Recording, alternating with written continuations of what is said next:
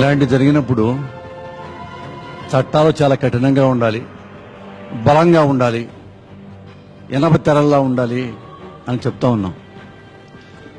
ఈ చట్టాలని ఎవరైతే అమలు చేస్తారో వాళ్ళు నిజాయితీ పనులు కానంత వరకు ఏ చట్టం పెట్టినా వేస్ట్.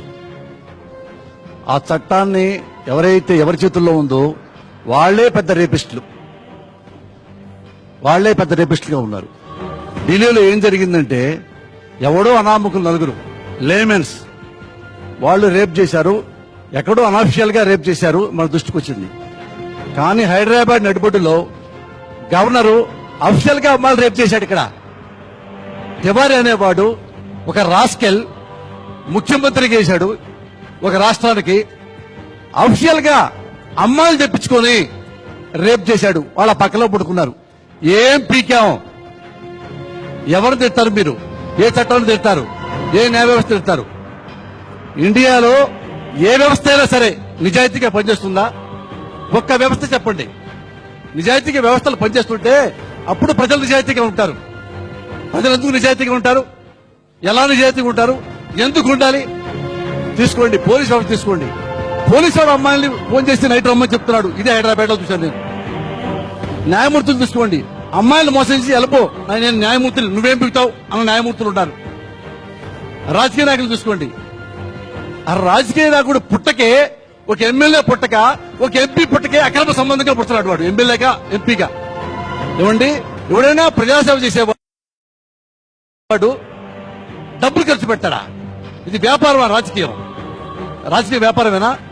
వాడు సారా పోసి ఓట్లు కొంటాడు, డబ్బులిచ్చి ఓట్లు కొంటాడు, కులాన్ని వాడతాడు, మతాన్ని వాడతాడు.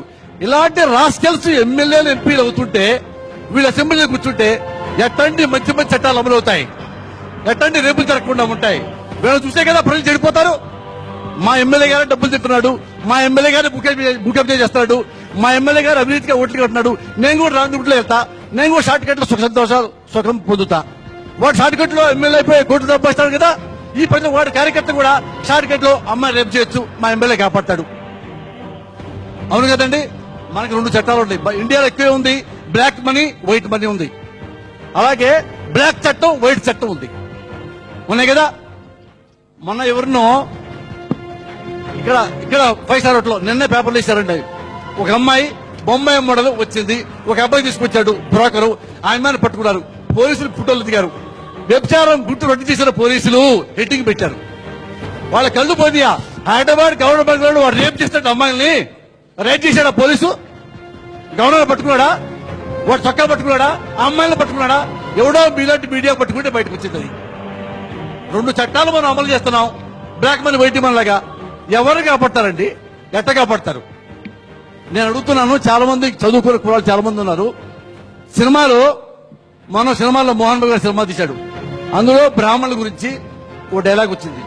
అది మాకు అభ్యంతరకరం, మాకు అవమానించే ఉంది మా బ్రాహ్మణ వ్యవస్థని, తీసే డైలాగ్ ఫైట్ చేశారు. తప్పులేదు, వాళ్ళ మనోభావాలు దెబ్బతిని తీసేయాల్సిందే. అలాగే డమ్మరకు సినిమాలో కటికా అని మాట మాడారు, వాళ్ళ వరకు వచ్చింది. ఉంటాకి లేదు, మా మనోభావాలు దెబ్బతిన్నాయి, తీసేయి, తప్పులేదు. అలాగే రాంబాబు సినిమా వచ్చింది, అందులో ఒక ప్రాంతం మనోభావాలు దెబ్బతిన్నాయి, తప్పలేదు. రోడ్డు మీద ఎగబడ్డారు, ఆఫీసు ధ్వంసం చేశారు, తీసే డైలాగులు మా ప్రాంతీయ మనోభావాలు దెబ్బతిన్నాయి, తప్పలేదు. వాళ్ళ మనోభావాలు దెబ్బతిని తిరగబడ్డారు, కొట్టాల్సిందే. మా సినిమా నేను తప్పిస్తానని కూడా కొట్టాల్సిందే. ఇంత చైతన్యం వీళ్ళందరికీ, ఈ స్టూడెంట్స్ వీళ్ళంతా కలిపేసి ఇంత నిజాయితీగా ఉన్నారే, చిన్న సినిమా డైలాగ్ ఎగబడుతున్నారే. కళ్ళ ముందు అవినీతి చేస్తున్న వెధవలు ఉన్నారు రాజకీయ ఎమ్మెల్యే ఎంపీల రూపంలో. వాళ్ళంతా చెప్పుతూ కొట్టరు, వీళ్ళంతా యూనిటీకి ఎందుకుంటారు? అప్పుడు యూనిటీ ఏమైంది? కులం అంతా పక్కన పెట్టండి. కళ్ళ ముందు కోట్లు తప్పుతున్నారు ఎమ్మెల్యేలు ఎంపీల రూపంలో చాలా మంది రాజకీయ నాయకులు. వాళ్ళ చెప్పుతో కొట్టరే, మన డబ్బులు వసూలు చేద్దాం, అది మన డబ్బులు కదా. ఈ చైతన్యం మొత్తం ఉండాలా ఢిల్లీలో ఉన్నట్టుగా. అలా ఉంటే ఏమన్నా